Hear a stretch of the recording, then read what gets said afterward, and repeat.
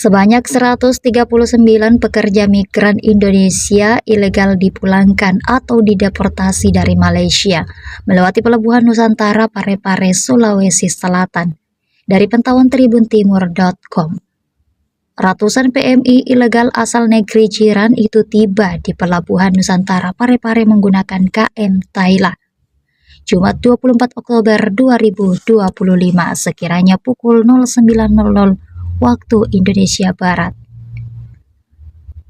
Ratusan PMI itu terlihat mengenakan baju kaos seragam coklat. Koordinasi Pos Pelayanan Perlindungan Pekerja Migran Indonesia Parepare Laude Nur Salemat mengatakan, sebenarnya jumlah PMI yang dideportasi sebanyak 250 orang, namun hanya 139 PMI yang dipulangkan melalui pelabuhan Nusantara Parepare. Laude merincikan PMI yang dideportasi berasal dari Sulawesi Selatan, Sulawesi Barat, Nusa Tenggara Timur, Nusa Tenggara Barat, Sulawesi Tengah, Sulawesi Utara, Jawa Tengah, dan Nunukan. Kata dia, mereka yang dideportasi rata-rata tidak memiliki dokumen resmi, izin tinggal lewat, hingga terlibat kasus kriminal. Dia mengutarakan sebelum ratusan PMI tersebut dideportasi, mereka juga sempat ditahan oleh pihak imigrasi Malaysia. Laude menambahkan setelah tiba di Parepare, ratusan PMI itu akan didata untuk dipulangkan ke daerah asal. Sementara untuk PMI yang memiliki daerah asal di luar Sulawesi Selatan, pihaknya terlebih dahulu melakukan koordinasi dengan pemerintah setempat. Sementara itu, salah seorang PMI yang dideportasi asal Pinrang bernama Rian mengatakan, dirinya sudah berada di Malaysia selama 18 tahun dan bekerja di salah satu perusahaan kelapa sawit. Rian sebetulnya memiliki dokumen lengkap seperti paspor, visa kerja, dan lain-lain. Namun kata dia, saat dirinya mengundurkan diri di tahun 2024 lalu, pihak perusahaan tidak memberikan dokumennya. Hal itu membuatnya harus ditahan pihak imigran Malaysia selama 11 bulan.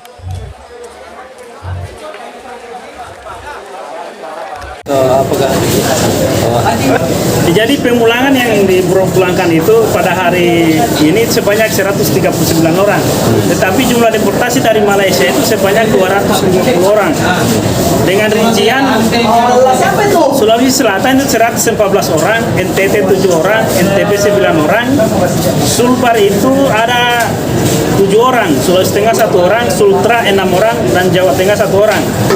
Nah, kemudian sisanya itu adalah berasal dari Nunukan. Yang tiba pada harinya ada sebanyak 139 orang. Rata-rata permasalahannya, Pak? Permasalahan itu yaitu tidak punya dokumen, dia tidak punya paspor, kemudian ada juga yang kasus-kasus kriminal, dan ada juga yang izin tinggalnya sudah lewat. Ini ada hubungan trafficking nggak, Pak? Kami belum bisa pastikan, karena biasanya itu kalau yang ada hubungan trafficking itu kecuali pencegahan yang dilakukan oleh dinunukan. Misalnya itu baru berangkat, mereka tiba di Nunukan dan mereka di sana kena tangkap oleh aparat, dan di situ mulai dilakukan penyidikan oleh aparat kepolisian. Tapi karena ini kan ingin deportasi dari Malaysia, mereka dipulangkan langsung dari Malaysia, yang sudah masuk ke Malaysia, dan mereka itu yang ditahan oleh petugas atau kepolisian atau imigrasi Malaysia dan dipulangkan oleh konsulat yang ada di Malaysia. Pak, tiap tahun kan permasalahannya terus ada tenaga kerja atau pekerja gelap yang ke sana, Pak. Kira-kira apa solusinya, Pak? Ya, permasalahan sebenarnya dari tahun ke tahun sama saja ya. Itu persoalan dokumen, kemudian izin tinggal, kemudian ada juga yang masuk secara ilegal. Ya, solusi sebenarnya kita sudah berusaha dengan sebaik mungkin. Salah satu mungkin yang harus diupayakan oleh pemerintah bagaimana menyiapkan lapangan kerja bagi warga negara Indonesia yang ada di dalam negeri sendiri, agar mereka tidak mencari pekerjaan di luar negeri. Ya, persoalannya mereka ke luar negeri kan karena mereka tidak punya pekerjaan di daerahnya masing-masing, sehingga mereka berusaha mencari pekerjaan di luar. Maksudnya saya, Pak, kan selain lapangan kerja yang kurang memadai atau yang tidak ada di daerahnya masing-masing, itu persoalan yang kedua adalah banyaknya oknum-oknum atau calon-calon yang mengajak mereka untuk bekerja ke luar negeri tanpa proses yang resmi. Nah, ini itu menjadi kendala utama. berarti melalui jalur apa, Pak? Ya, ini mereka melalui jalur-jalur tidak resmi, misalnya melalui jalur-jalur tikus yang ada di perbatasan. Nah, mereka masuk secara ilegal. Pak, ini Pak sempat ada Iya, alhamdulillah pada saat ini yang tiba saat ini adalah itu sangat dalam kondisi baik semua ya. Hanya ada satu orang ibu hamil itu asal Sulbar.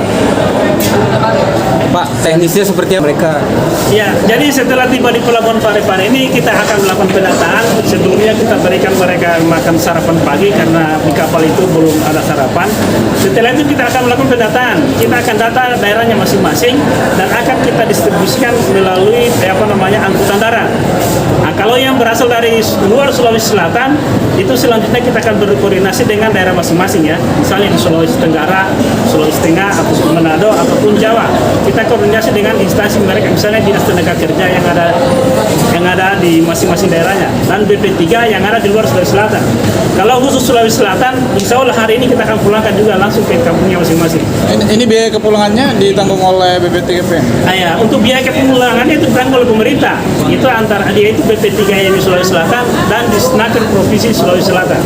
Oke, nama siapa? Terkait ini kan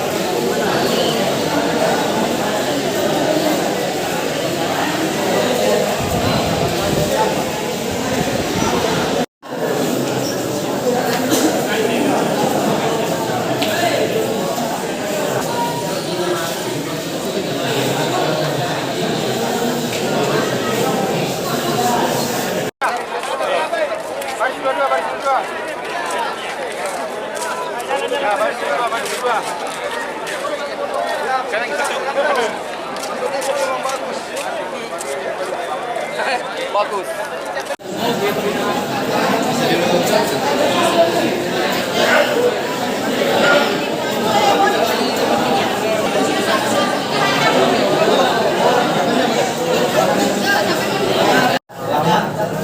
berapa lama di Malaysia? 18 tahun. 18 tahun. Sempat ditahan. Berapa lama? Selama di Medan, di mana suasana? Bisa. Ada apa kekerasan apa? Dari pihak mana kekerasannya? Penjara. Pegawai penjara di Tawau itu ya? Itu kalau soal kesehatan gimana? Banyak yang sakit sakit gatal dan keluarga kesehatannya Tapi makanan aman, dikasih makan.